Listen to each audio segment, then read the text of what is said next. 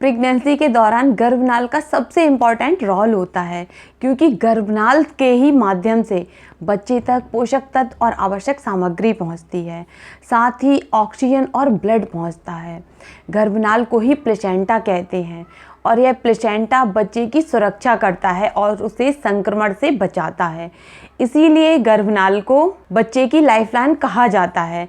So friends, हम start करते हैं अपना वीडियो।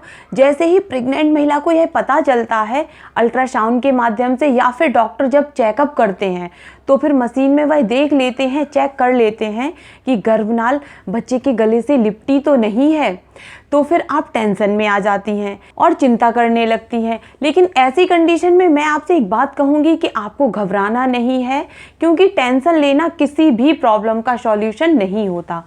फ्रेंड्स, आज मैं आपको एक बात और बता देती हूँ कि लगभग 3 में से हर चौथे बच्चे के गले में गर्भनाल लिपट जाती है, फंस जाती है। इसे अम्बिलिकल कॉर्ड और न्यूकल कॉर्ड भी कहते हैं। चलिए, तो अब हम बात करते हैं कि यदि आपके शिशु के गले में अम्बिलिकल कॉर्ड फंस गई है तो ऐसे में आपको क्या करना चाहिए और इससे आपके बच्चे को क्या क्या खतरा हो सकता है। साथ ही आपकी नॉर्मल डिलीवरी हो सकती है या फिर सी सेक्शन ही एकमात्र ऑप्शन है।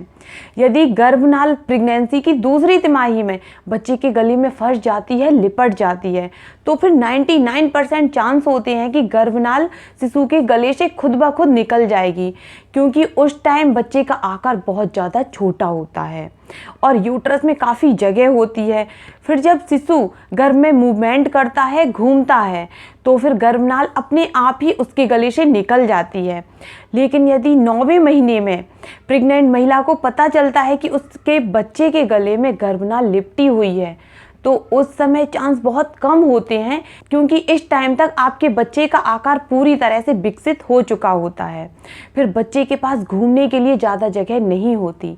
लेकिन कई बार ऐसा भी देखा गया है कि लास्ट टाइम तक जब डिलीवरी पेन आते हैं तो उस समय बच्चे के गले से गर्भनाल निकल भी जाती है।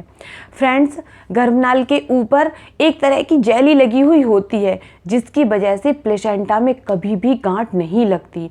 वह गले में कभी भी बहुत ज़्यादा टाइट नहीं फंसती, मतलब ढीली ही रहती है, जिससे बच्चे तक आसानी से ब्लड और ऑक्सीजन पहुंचता रहता है।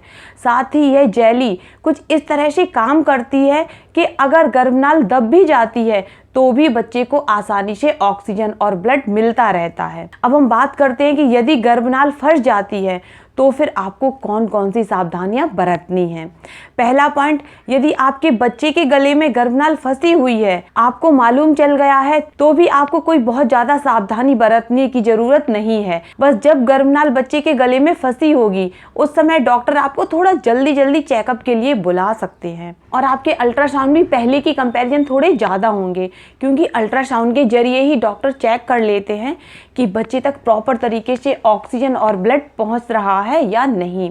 इसके अलावा डॉक्टर आपके बच्चे की पोजीशन के हिसाब से नॉन स्ट्रेस टेस्ट भी करवा सकते हैं।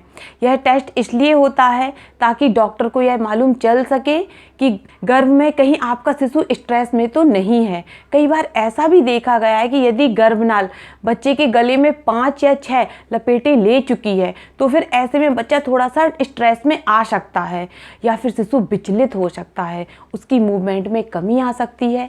इसलिए डॉक्टर जब भी ज़रूरत लगेगी वह आपको हॉस्पिटल चेकअप के लिए बुलाएंगे और प्रॉपर तरीके से आपका चेकअप भी करेंगे। यदि लास्ट टाइम तक भी गर्भनाल बच्चे के गले से नहीं निकल रही है तो फिर ऐसी स्थिति में डॉक्टर ज़्यादातर आपको नॉर्मल डिलीवरी की सलाह नहीं देंगे। वह आपसे सी सेक्शन ही करवाने के लिए बोलेंगे और ऑपरेशन के द्वारा डिलीवरी करवाना सही भी है। इससे बच्चा और माँ दोनों ही सुरक्षित रहते हैं। कई मामलों में ऐसा भी देखा गया है कि गले में गर्भनाल फंसे होने के बावजूद भी नॉर्मल डिलीवरी हो जाती है।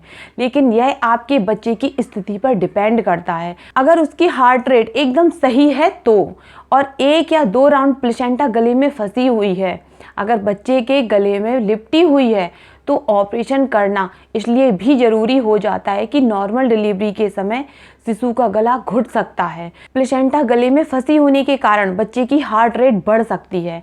बेबी की फीटल हार्ट रेट ना बढ़े और उसका जन्म एकदम सुरक्षित हो, इसलिए डॉक्टर आपको ऑपरेशन करने के लिए बोलते हैं और आपका सी सेक्शन करते हैं। सो फ्रेंड्स, मिलते हैं अगले वीडियो में एक और नई जानकारी के साथ। और आपको मेरा वीडियो पसंद आता है तो आप उसे ज़रूर लाइक कर देना, चैनल को सब्सक्राइब कर लेना। Thank you.